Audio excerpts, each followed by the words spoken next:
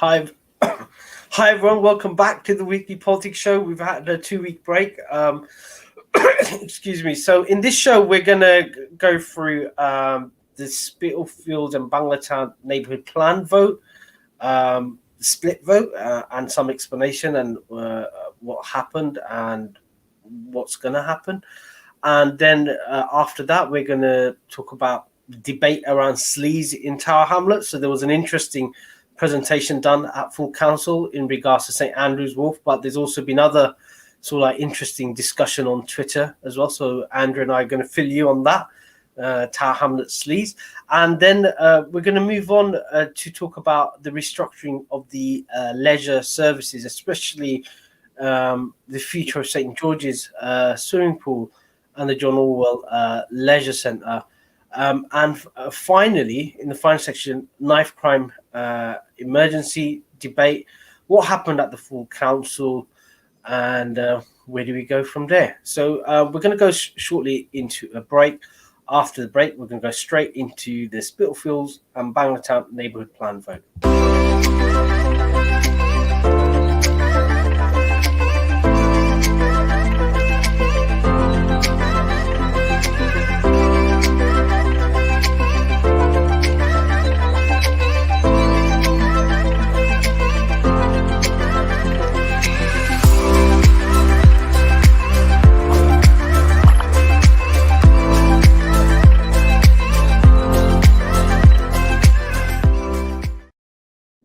Hi everyone, welcome back to the Weekly Politics Show. I'm Councillor Puru with co-host Councillor Andrew Wood on Relax Radio.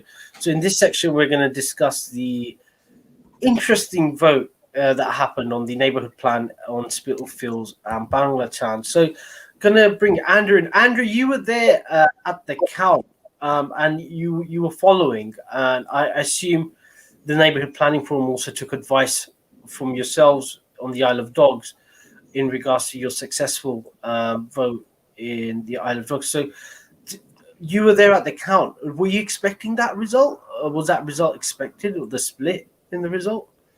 So it was an unusual result, not just in Tower Hamlets, but nationally as well, or even within London.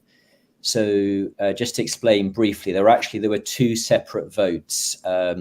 There was a vote by businesses because the neighbourhood plan area was set up as both a business and resident area, because there are so many businesses there that it was felt that they had to be involved in this process. So they had a vote, and very clearly, there was very clearly no vote from the businesses. So 70 businesses voted no, and 18 businesses voted yes, and that is in of itself very unusual. There have been other business votes from neighbourhood plan referendums in London, and as far as I know, they were all yes votes.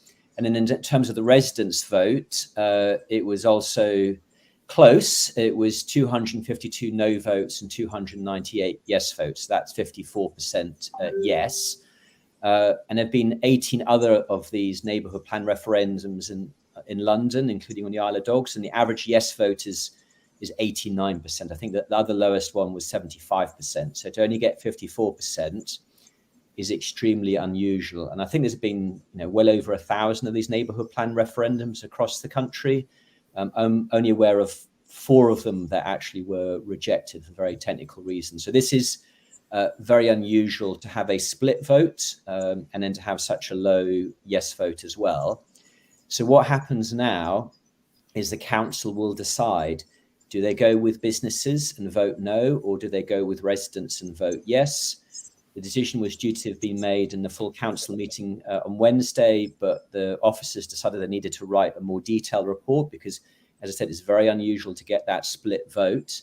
So we're expecting in the January council meeting to get a report from officers with a recommendation, and I am assuming that recommendation will be to go with the residents' vote, and therefore we vote to approve the neighbourhood plan. And that's certainly what I'll be asking other councillors to do, because I think part of the no campaign, which we'll talk about in a second, I think was based on some misunderstandings about what neighbourhood planning is all about, its powers, what it can or cannot do. Yeah, it's kind of interesting. So I was abroad. I was sort of like following it on social media. So all of a sudden there was a no leaflet out. Everybody was like questioning who's behind it. You had an individual's name, but people saying obviously clearly people are motivated. Then we heard rumors of a certain individual visiting local businesses. I got confirmation from one business as to who that individual is.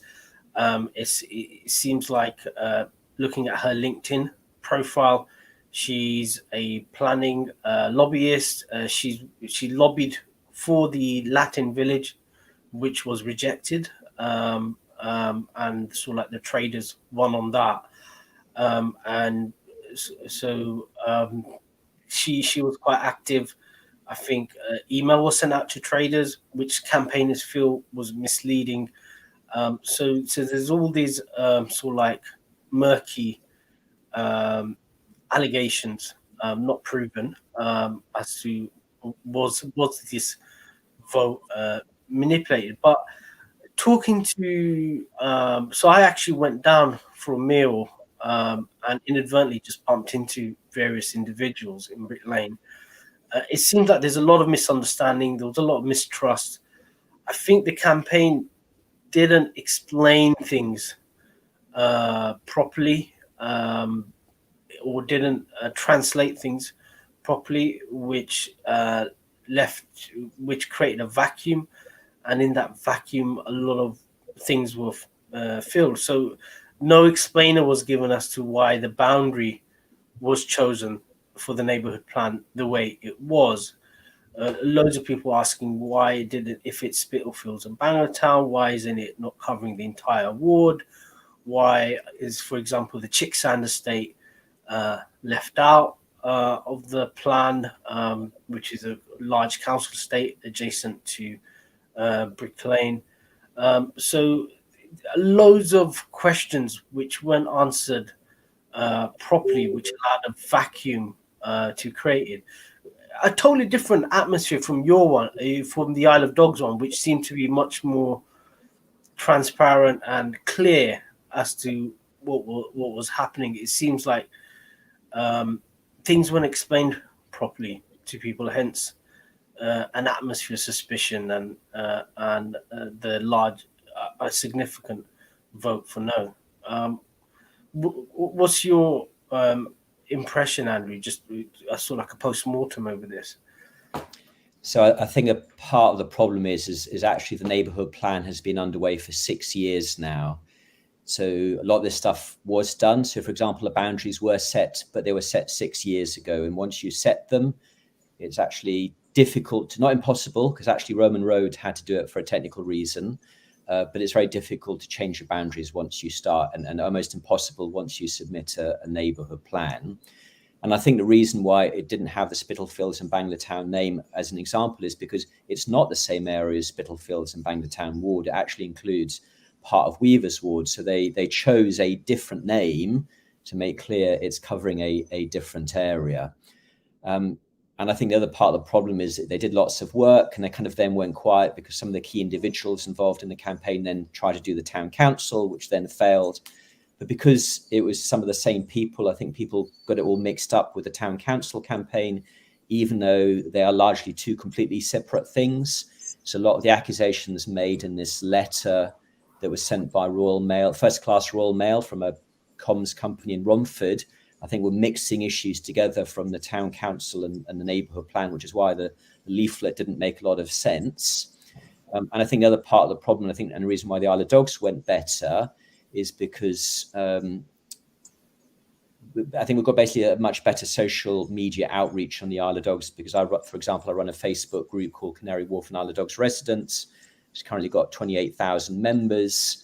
On Nextdoor and Twitter as well. So I think there was a lot more, at least social media awareness of the Isle of Dogs neighbourhood plan because because of that Facebook group. I'm not saying there wasn't misunderstandings and people didn't understand it fully because definitely, there definitely were issues. We did try and do a leaflet to as many homes as possible as we could do. But I think the other problem that Spitalfields had is there's not a lot of money available to do this. So it's not as if they're this really well-funded organisation that can just send out letters. So I think they've done leaflets in the past. I know they had a problem once is that they sent out a leaflet and it didn't get delivered by the Royal Mail. This is a couple of years ago. And I think it's because they weren't so well funded and because it hadn't been going on for such a long time. I think that's why some of the comms didn't work at the end, which was unfortunate. Just like just speaking to people, I think there is a will on both sides to sit down, both the no campaign and the yes campaign, because I think most people are sensible enough to know that you don't want to live in a divided community. If you can, it's best to work things out and bring as many people as possible along. So I think there is will on both sides. There might be discussions, and there might be a compromise solution, just incorporating the concerns, some genuine concerns from the no campaign. Not all of it was by this planning lobbyist or this comms company. So let's see what happens. Andrew, is it coming to cabinet on Wednesday? No, but what is coming to cabinet on Wednesday is actually the third neighbourhood plan in Tower Hamlets is actually coming forward, which is the Roman Road one. So they've now done their regulation 14. So they've now presented it to the council, and the council now needs to agree what they did before in Isle of Dogs and Spitalfields, which is then their own public consultation. Because I mean, the important thing about neighbourhood plans is there is a kind of regulation and statutory-led process. You can't just do it. You know, there's lots of steps that you have to follow, and the council are responsible for checking those steps actually happen. So this is what's happening on Wednesday. Is the council? There's a detailed report about what Roman Road has done, and the cabinet will agree that it goes to the next round of public consultation, and then an examiner is appointed, and then obviously then a referendum at the end of that process. So they're just following in the footsteps of what Spitalfields and the Isle of Dogs has done. The one difference with Roman Road is when I look at the list of people involved, lots of people who are academics who work for the big universities in London in planning. So it's going to be very interesting to read that neighbourhood plan as a result, unlike the Isle of Dogs, which was much more kind of homegrown, without any sort of... I mean, we did have lawyers and experts involved, but we didn't have the qualifications of some of the people involved in the Roman Road one, I should say. So, yeah, it'd be interesting. I think we're going to have more popping up. So I know there's one being tried to be developed in Whitechapel. So residents have got in touch with me and possibly myself and you, Andrew, if we got the time, go down and actually speak to them. And there's another one where residents want one happening in Miah. So it looks like it's growing and growing, and I think people do care about the environment that they live, and they realize the impact it has on the quality of life. So it looks like it's a growing movement, but whether the council will change to accommodate that'll be the interesting aspect, whether the attitude of planning officers, because there's a slight debate as to how much they take into account. So I got into an argument with someone because look, it's not, they just lip service. They're not going to listen to it. So I think it's not just getting these adopted, but getting the culture changed within the town hall. Any final words, Andrew?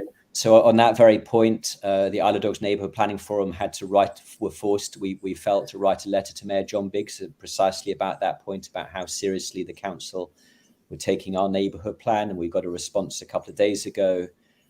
So probably at some point we'll put those two letters in the public domain, because it is difficult to get council planning officers and developers to buy into some of this stuff, because it's a change from the way they normally operate, and I'm not sure they sort of like that. But that's a battle that we'll fight, and hopefully as other neighbourhood plans follow in our footsteps, that fight will become easier as more and more people get involved in this. So we're going to go straight into break. After the break, sleaze in Tower Hamlets. So there's a debate or allegations of sleaze in Tower Hamlets, kind of mirroring what's happening nationally, but the targets are different. But again, similar. It's sort of like the ruling administration. Nationally, we've got Boris Johnson and his administration, and locally, we've got the local Labour administration. But so we're going to go straight into a break. After that, we're going to jump into the debate around Sleaze, focusing on St Andrew's Wharf Youth Centre.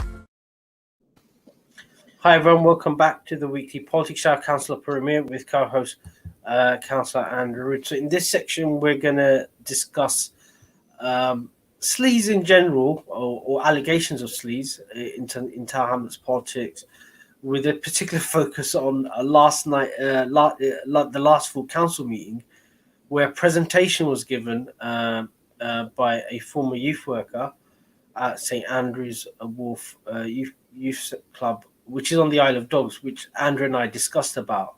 And there's been much discussion about that youth club over the years in terms of Tower Hamlets Council.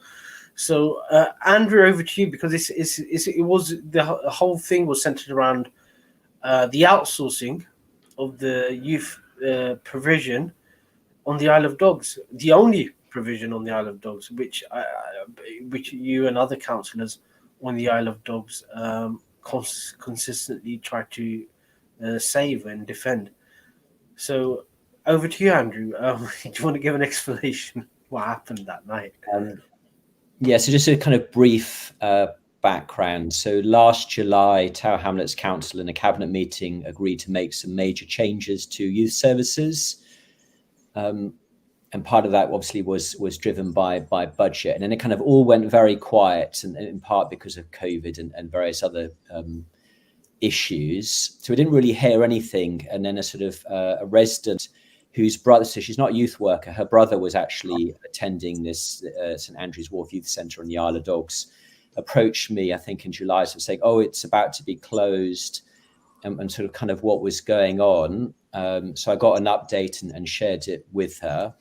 And then she kind of, spoke to the BBC, and some of you may have seen a BBC London News report, and she was behind and got that story organised.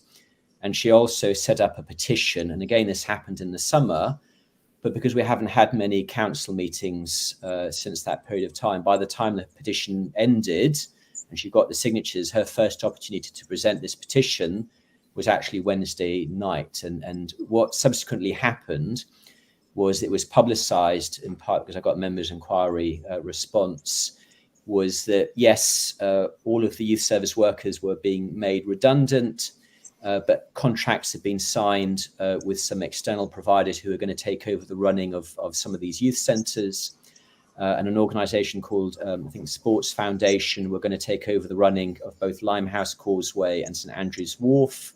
And I think they have started or will start this month with that work.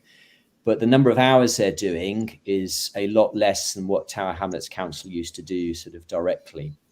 So her petition was a mixture of kind of what happened in the summer and sort of an update. But she wouldn't say she made direct allegations, but she asked a number of questions about why Sporting Foundation got this contract, because it's not an area that they had sort of any direct expertise in the past. And also a number of senior councillors at Tower Hamlets Council had been involved in this organisation in the past. So she was asking questions about, how was the contract awarded to them? How did the council ensure that this was all done properly? And it was completely above board. And I wasn't expecting that, because I kind of told her in advance how the process works in terms of what she has to say and how the 3 minutes work. So I was surprised when she made some of these comments and questions, which in effect, were you could take them as being accusations against both Tower Hamlets Council and some councillors in terms of how contracts are awarded by the council. because it's a surprise to me, because the last time this came to cabinet, we were assured that we were going to have a mixed service provision. So some of it's going to be outsourced, some of it to charity, or there was talks about that, and some of it in-house. So just in case something goes wrong, you've got a mix of providers to step in. After that, no discussion, and then the whole thing is outsourced.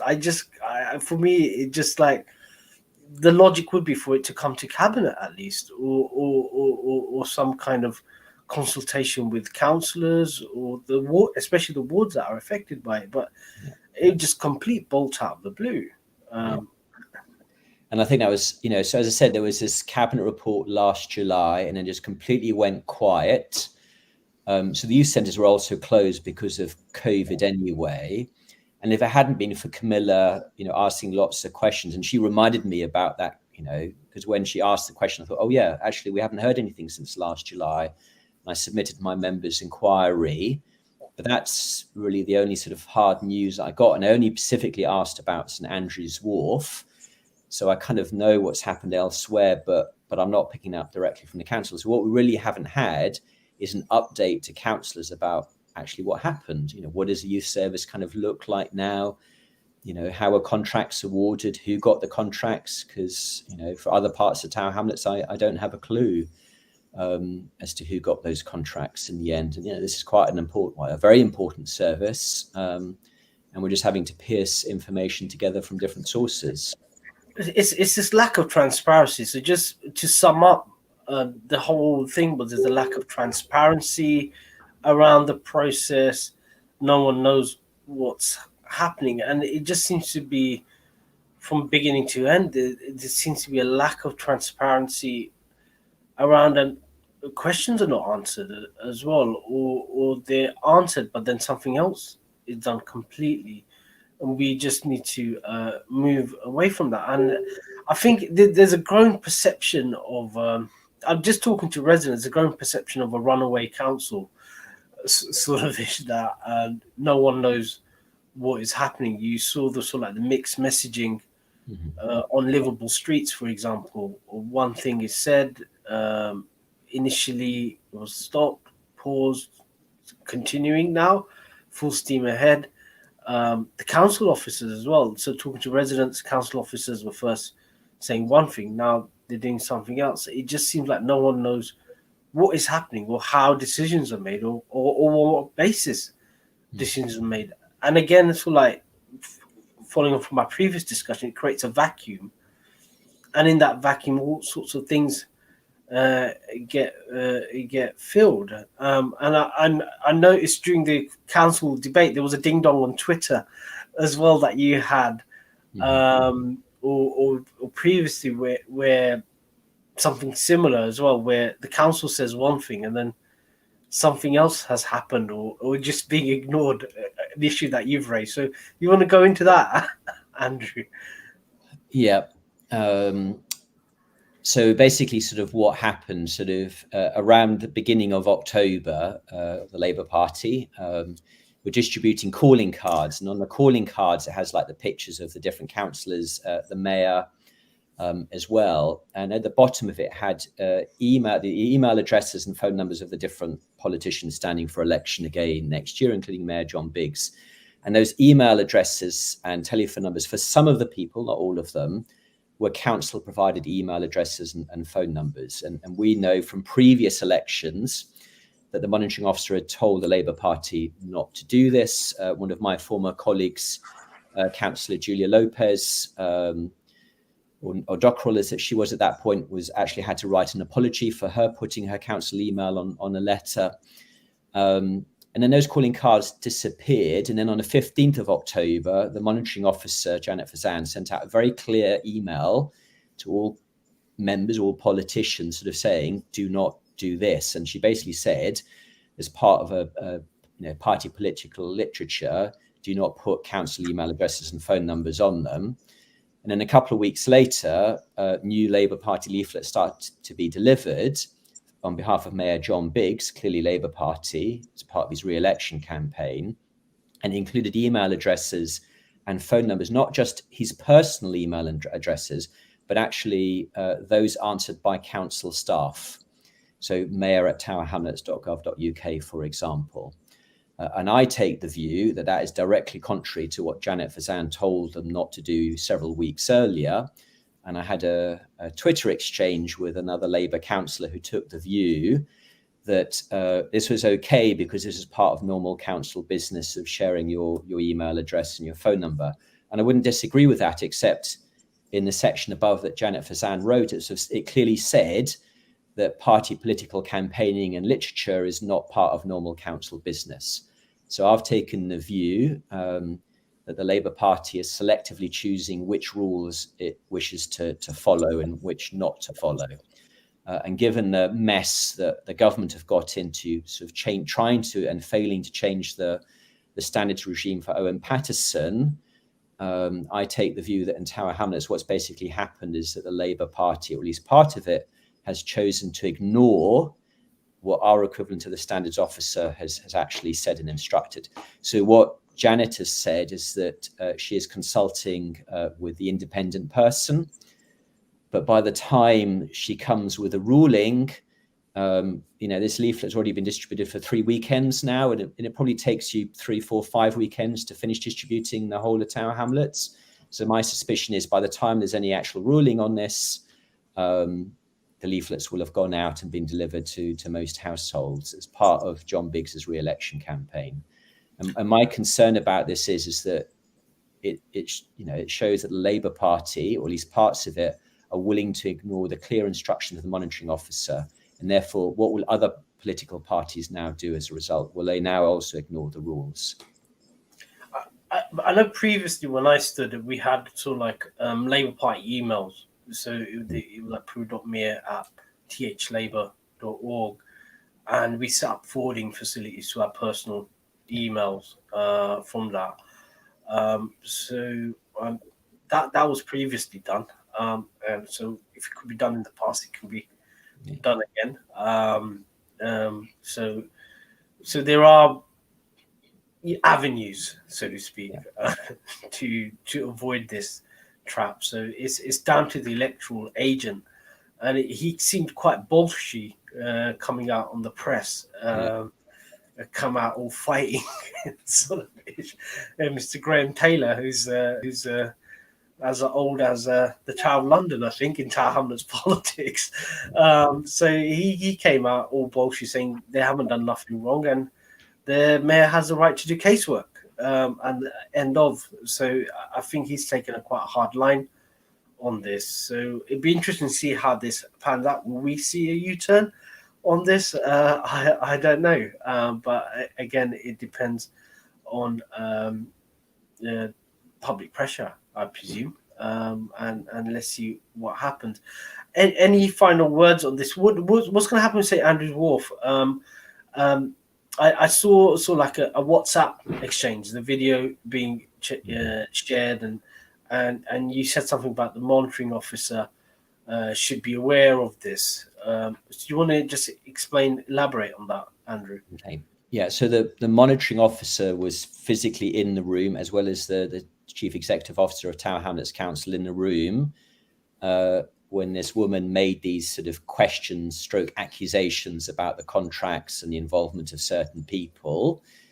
So logically, based on what she heard, I would assume that she will investigate or follow up on what was said in the meeting, because she heard it as well as I did. And if she doesn't, then I will be following up to ask why not, because it seems a bit crazy for residents to come along, because, what this person said, was coherent, it was logical, she gave facts, she gave names, she wasn't just ranting about something. It was a very, it was a really good presentation actually that she made. And therefore, logically, as the legal officer for the council, she must have some legal responsibility to act now. Understood. So let's see how this pans out, and let's see how this debate around transparency and probity in Tower Hamlets politics, how that pans out, especially with an election around the corner. So I assume there's going to be more interesting developments coming up, especially with an election. So we're going to go straight into a break. After the break, we're going to discuss the restructuring of leisure services. I know there's been public meetings about it. There's been petitions online and campaigns online about saving certain leisure centres, and an interesting comment from the mayor as well about sort of like the left hand not knowing what the right hand is doing in the council in regards to this. But we're going to go straight into a break. After the break, we're going to talk about the restructuring of leisure services in Tower Hamlets, with a particular focus on St George's Swimming Pool and John Orwell Leisure Centre.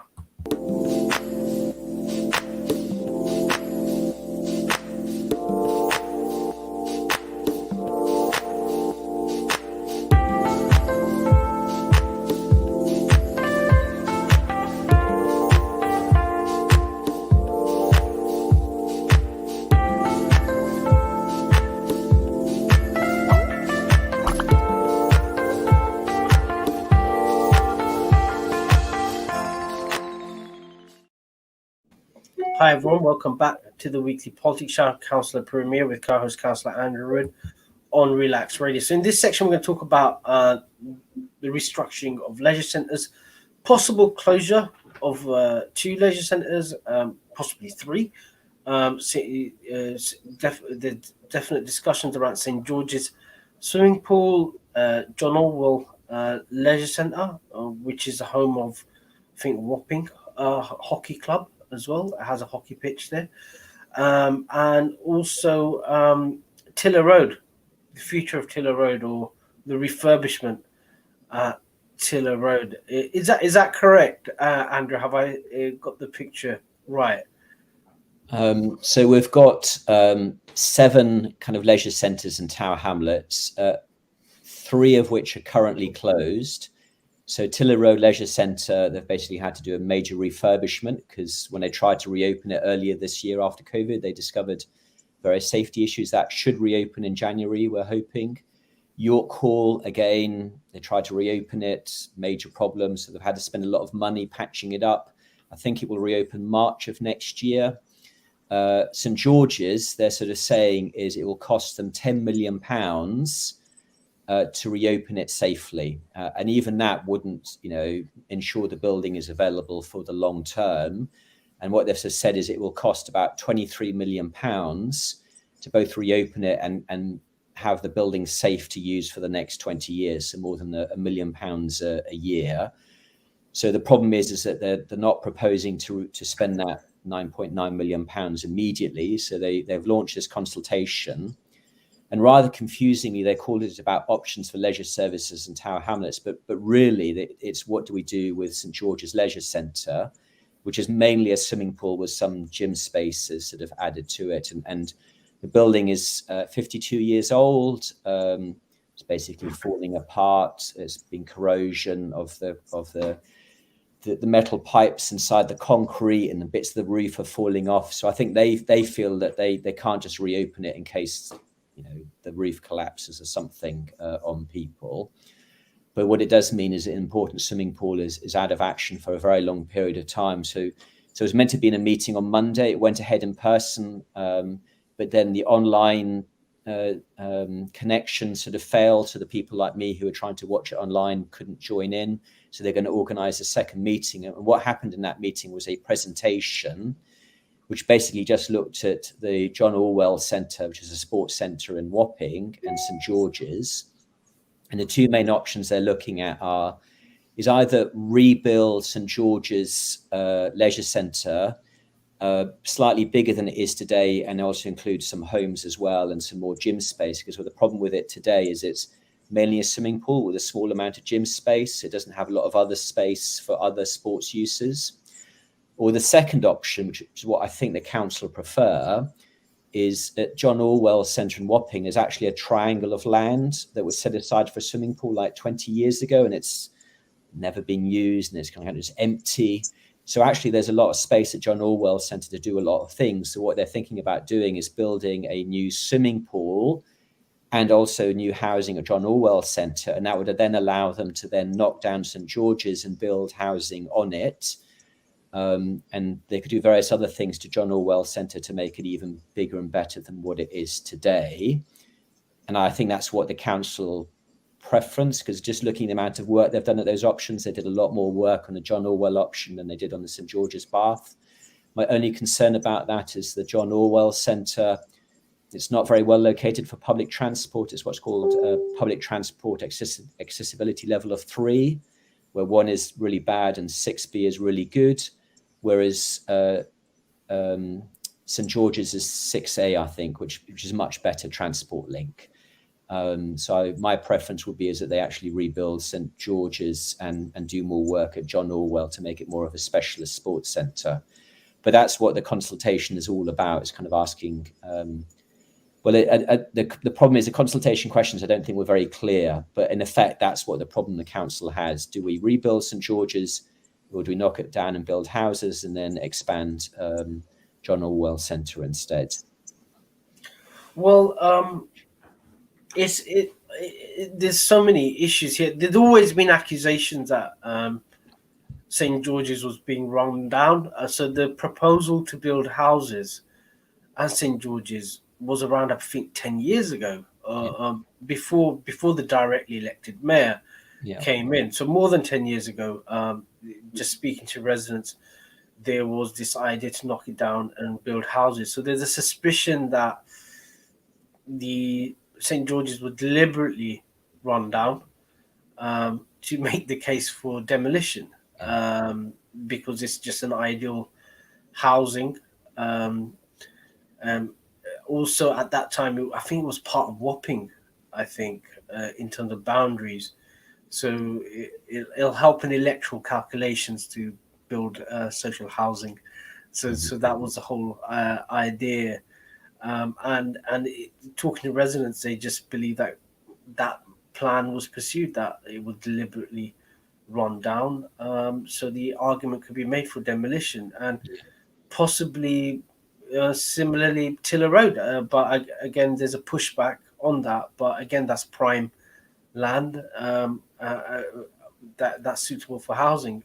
But it just begs the question, given a growing population, should we be having more leisure centres, not less? Given the health inequalities, shouldn't we have a push towards that, especially swimming, which is, especially for certain demographics, is the easiest form of exercise. If you got back injury or muscle strain, or if you're elderly, swimming is the best form of exercise. And I think speaking to people, it's kind of interesting. I just tried to take a straw poll around the area to see what do people think of St George's closing down.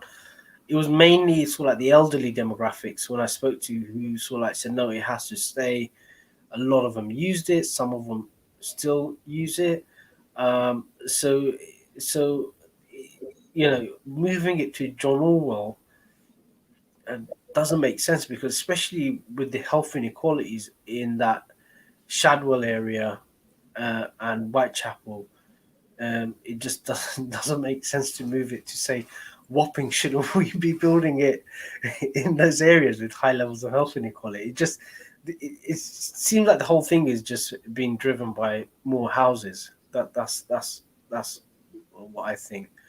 No, I think the views of residents. There is evidence to support what they're saying. I'm not saying that's the absolute truth, because the reality is that at the last public meeting I went to in St George's, it was very clear that in the sort of 2010s, a lot of opportunities were missed to solve some of these problems, because as I said, the building is now 52 years old. They've known for years that there are issues with corrosion of the metal pipes and the concrete. We had that very spectacular bridge collapse in Italy a few years ago.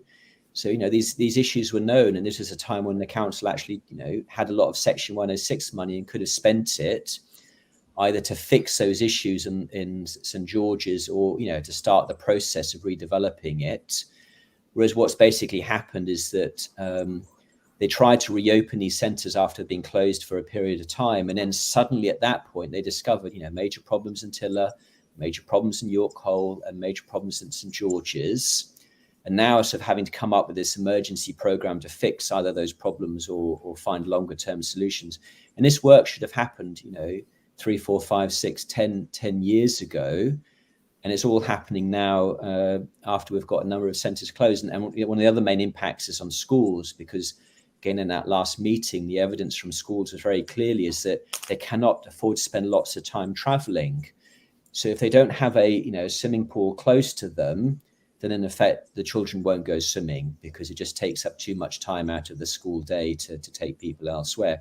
So the people really losing out from this closure of St George's and York and Cllr are children who've already suffered a lot because of COVID. And then the other issue, as you said, is population growth. So Cllr, it's in better condition, but it's a 53-year-old building. Wasn't, didn't spend a lot of money on it when it was built in 1967. So again, I've got concerns about the long term of that building as well. And again, very little investment in that building for decades and decades, despite all the money the Isle of Dogs has earned for Tower Hamlets. So it just seemed like we were one of the 5 Olympic boroughs, and it just seems bizarre that part of the Olympic legacy is we're closing down opportunities for people to participate in swimming or other sports. And it just part of this wider debate as to what kind of Tower Hamlets do people want to live in. Is it a place where you work and you just sleep?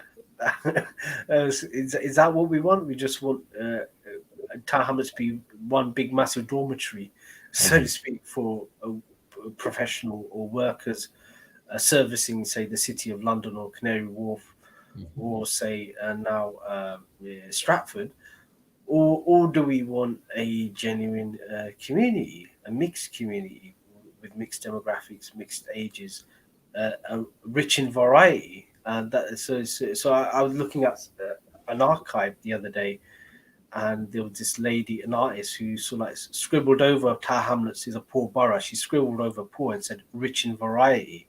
Is that what we want? So it just seems to be that debate. But it just seems like we're not having that big picture discussion. Andrew, how do we move forward? How do we ask these big questions to people and get the answers? Yeah, because this affects lots of other issues as well. Like we've been talking about livable streets. It's again the same kind of issues, playgrounds. Because I honestly think sometimes that the evidence is there that Tower Hamlets Council really hates children. Because in my ward, I can provide so many examples of that. And do we want families or not? And the evidence suggests no. But then the cost of that is we're now having to close lots of primary schools in the west of Tower Hamlets, because actually not just because the child birth rate is going down, but also because families don't want to stay here. And I don't think that's very efficient. Is people arrive in their 20s and 30s and then move out. That's not sustainable either. So I don't know how we have that debate. I guess maybe the mayoral election will be one opportunity to have some of those debates about what kind of society we want and what demographics should be.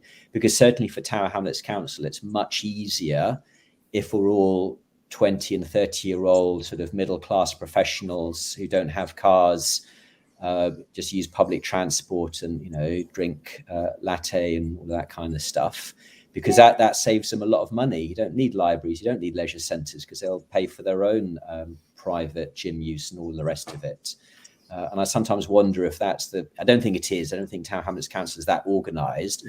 But some of the things they do suggest actually that's the alternative they quite like, because it's financially the most effective solution for them.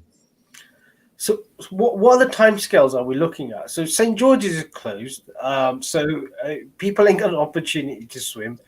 I know there's been helpful. Don't swim in Shadwell Basin, by the way. That's not a good alternative. But so what's the timeline we're looking at? So you got all these proposals, but main thing is all these swimming pools are closed. Yes, in terms of the consultation, it started this week, and goes until the Monday, the 3rd of January. So it's called Options for Leisure Services in Tower Hamlets, and it's on the Tower Hamlets Council consultation website. But the important thing is when you look at the questions in the consultation document, I don't think it makes it very clear. It's only when you look at the documents on the side where they talk about the feasibility study options, you actually understand what the real options are. And it really is about whether we save St George's or whether we just move everything to John Orwell Centre from St George's or not. So I guess, the immediate short-term answer is respond to that public consultation. Gotcha. So I suspect this is going to rumble on. It could be an election issue. I know nationally it's been raised as well. Yeah. The number of swimming pools that are closing down. So watch this space. So we're going to go straight into a break. After the break, we're going to discuss the knife, sort of like the increase in knife crime in the borough. There was a debate at full council. So I joined the council virtually, so it was very difficult to follow what was happening. At one moment, I thought the meeting was over. I saw people just wandering around, but hopefully Andrew could fill in the gaps of the knife crime debate that happened at full council and the motion that was passed and the next steps from that.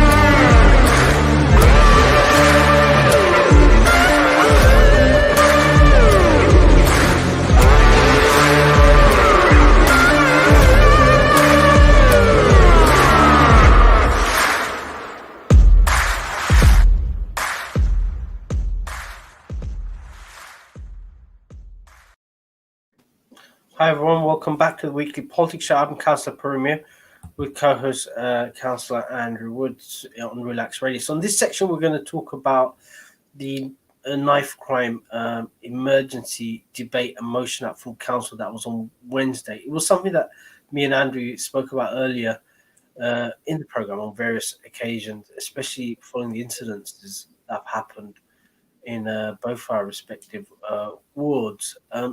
So, Andrew, I believe this was the motion proposed by Councillor Kabir Ahmed, the recently elected councillor for Weavers Ward, who proposed. So I joined the meeting virtually, and it was very difficult to follow. I judged, but my understanding was he proposed a motion, and then amendment was put in by the Labour Party or the Labour group of councillors. There was a debate, and then there was a vote. Have I got it right, or have I missed anything? Yeah, so that's almost right. So this is actually the first opposition motion debate by the Aspire Party, because this is the first meeting where they had two councillors.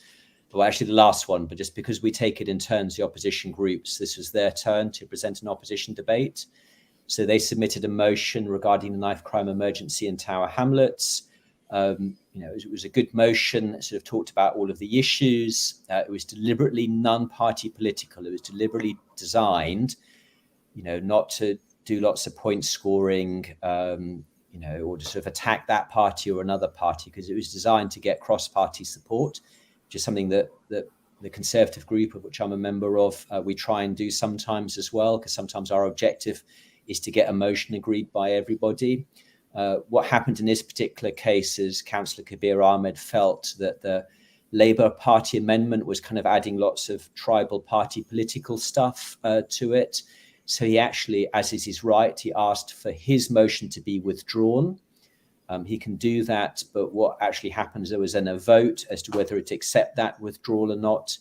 And the Labour Party didn't agree with him, so they basically kept his motion and obviously then their amendment to it. So ultimately what got accepted was the Labour Party amended version of his original motion. So yes, we do have something, but as I said, he felt it was so changed that he tried to withdraw it himself. So I'm not sure, some of these debates, what the practical consequences will now be, because it does still talk about a few things, but it's pretty much sort of continuing what the council already does as regards knife crime. And there were various points where cabinet members responsible sort of saying that, knife crime statistically is down within Tower Hamlets or compared to other London boroughs, which I need to double check. What we do know is that there have been a number of knife murders recently in Tower Hamlets, which is unusual. I think to bear that in mind, the statistics are not that accurate. I just want to give an example. Is my definition of knife crime is from carrying a knife to actually using it. So that's the wide spectrum. That's there's no reason for anyone to carry a knife. That's it. And one thing leads to another. It's like possession and possession with intent to supply. It's that kind of spectrum. So when it comes to the police statistics, carrying a knife is recorded as a public order offence. So you could swing, whereas a knife crime, if you use a knife or attempt to use a knife, is classed as something else. And so the statistics give us a very inaccurate picture. And if you look at the statistics, there's more and more people being caught with carrying an offensive weapon, more and more. And that's my just my personal experience of it. So I think we need to have a much more deeper look at it. And just following on from the conversation we had privately, Andrew, we don't know why it's happening. A lot of it's just like suppositions. So I know Councillor Mufida said it's linked with drugs. I don't know. Is it linked to drugs? Because say a 12-year-old, I've come across 12-year-olds like under 16s getting convicted for knife. I don't think they're involved in the drug trade. We just don't know, and I think we need to have a deep dive into this. Speaking to criminal defense lawyers, for example, getting them around the table. They represent their clients. They don't have to give specifics, but they'll have a good idea as to what is happening and why it's happening. It just seems like we're sort of like groping in the dark over this issue. What do you think, Andrew? Or we need more facts? Yeah, because I mean, one of the issues I said is, a number of people have died recently, and the only time we get any sort of hard information is actually when somebody dies and there are arrests. So we know, for example, 2 of the recent murder victims didn't live, or at least came from outside of the borough. But what we don't really know is why people got into a fight, why they were carrying knives. And it's very interesting. So in the original motion, it's said a great deal of knife crime is related to the sale of drugs and gangs. And then the Labour Party amendment to it kind of seemed to confirm that, because it then talked about the partnership work the police were doing in disrupting this crime. So I assume they're talking about drugs. So the impression given from the debate was, yes, a lot of these murders and knife crime is related to the drug trade. But I'm not sure that's the case. And I certainly haven't seen the evidence to back that up. And that's one of the questions I kind of raised in the meeting, because it's what local people ask, am I as a local person going about my day-to-day business at risk of knife crime? Or is it just certain types of people who get involved in knife crime? And I don't know. I much prefer it if it was the case, yes, there's only certain groups involved, but I can't give that absolute assurance because I don't have any direct evidence. And when the police do talk about these issues, they do tend to sort of say there's no common link across all of them. And they sort of say these are all isolated incidents, but we've had a lot of people killed with knives, and including people who seem to know each other. So what are the reasons? And that's just not clear at all, I'm afraid. I think there needs to be research. I'm surprised no one's researched into this, or some money set aside to actually interview people, get some researchers to interview. It just seems like this whole debate is so linked to politics. Every time someone brings it up, it's so loaded. You either shout it down or it doesn't exist, or the statistics are not clear. But the consequences are that more and more people have become victims on the streets. I know in Miah there was a push to have bleed kits, and there's a push to get the local business owners to have bleed kits and trained on first aid, and that actually helped in one of the incidences because the shopkeeper had first aid training, that person lived. Where do we go from there? What's the next steps? Was there anything? Do you think it's going to change council policy? This motion, did they declare it an emergency, for example? That's a good point. So the motion is still called regarding knife crime emergency in Tower Hamlets. So they didn't cross that bit out. But yeah, I mean, just rereading the amendments, it kind of suggests that the council will continue as they've already been doing. So the standard refrain is, we'll ask the government for more money and more resources and more powers. There was also an interesting section where it sort of said that politicians shouldn't sort of exaggerate. Elected representatives, i.e. us, have a public duty not to sensationalize these serious issues, but must instead engage in careful debate that does not cause fear. And I think that's part of the problem. I'm not sure we've actually had a proper debate about some of this stuff. So yeah, I'm not expecting any major changes as a result of this. I mean, the only thing that is new that's happening is MOPAC, which is a mayor's office for policing and crime in London, have put £750,000 into a 2-year programme to combat youth violence in the Isle of Dogs. It's run by 3 local charities, and they're called Together Tower Hamlets Island Community Network. So they've been doing a lot of work recently, and they started in the summer. So that's really the only major thing that I think that's happening in Tower Hamlets that's new, and it'll be very interesting to see what the results of that work is over the next 18 months as to whether that has any impact or not on youth crime in particular. Cool. So it's something that's going to possibly have an impact on the election, possibly not, but it is a long-term issue that, especially in London and increasing Tower Hamlets, that needs some form of resolution. So we're coming to the end of our program. Andrew, is there anything to watch out for next week? We've got a cabinet meeting. Apart from the Bow neighbourhood plan, anything else interesting that might hit headlines afterwards? There's updates on the budget, building safety, planning for school places, which is another interesting subject which we might want to talk about next Friday in terms of what's happening with the Woodwharf Primary School, because that's very interesting. Brick Lane review as well. So yeah, there's quite a few, and a new capital programme update as well. So there's quite a lot happening in next Wednesday's cabinet meeting. Cool.